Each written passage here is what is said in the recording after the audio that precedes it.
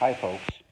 Well, yesterday was day one of the Pfalz D3A made by Wingnut Wings build, and I tackled the first section in the instructions, cockpit assembly, stage one, and at the end of the day, my end result looked something like this, except mine was now mostly painted, and it had a pilot figure in it, which I think is some compensation for the fact that I see that little piece there, that piece, and then this piece here, and this piece here, these three little pieces.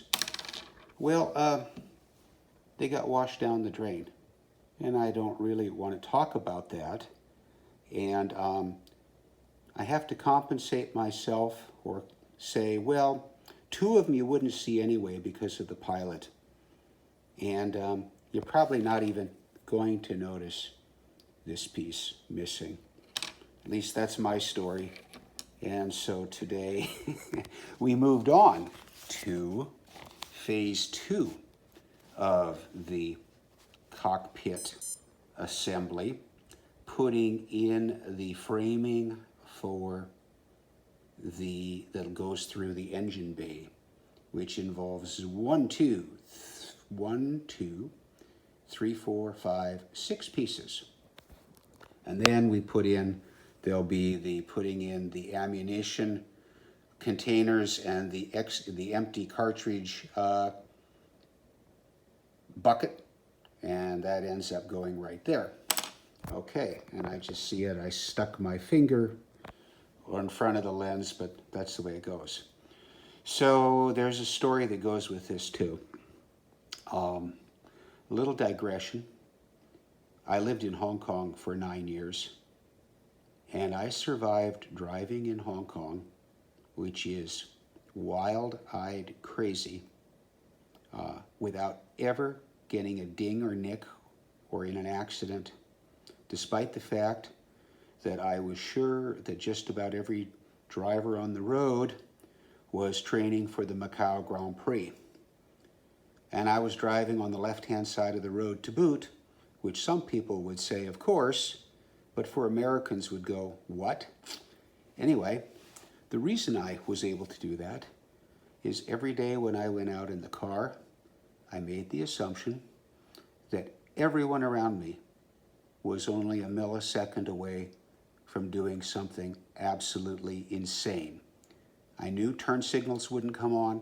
I knew there'd be sudden changes in acceleration, lane switching, and so I was constantly on watch. End result, no accidents. Now, that lesson should be applied to model making. One should always assume when handling any piece, and the level of anxiety and care should increase as the piece gets smaller, that one is only a fraction of a second away from disaster, that piece being launched into the air, never to be found again. So, these two pieces here, these cross members here that come in, are obviously very critical to the build, and they're complicated little moles.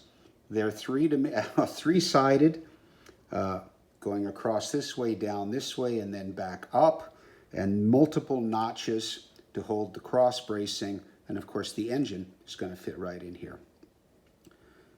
So if you lose one, it's not going to be a simple thing of just manufacturing something out of a piece of evergreen plastic.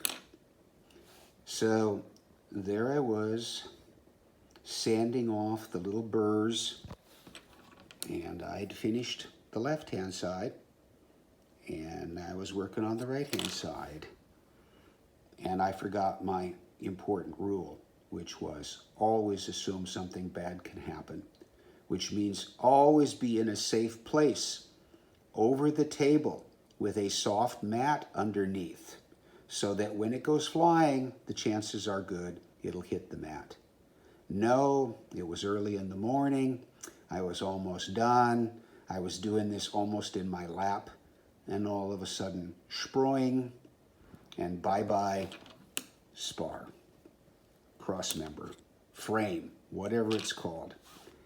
And after spending 25, 30, 35 minutes on the floor looking for it, I thought, well, I'm screwed.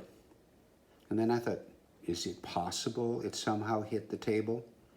That wasn't going to be good either because my table was extremely cluttered. I hadn't cleared off enough workspace. I walked away, came back a little later, started moving paint bottles. And the good news is there it was. So I was able to continue with the build.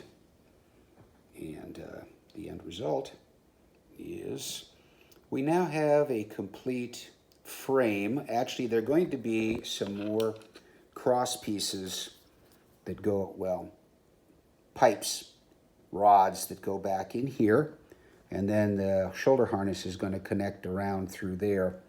Obviously, the Mercedes inline engine is going to drop into there.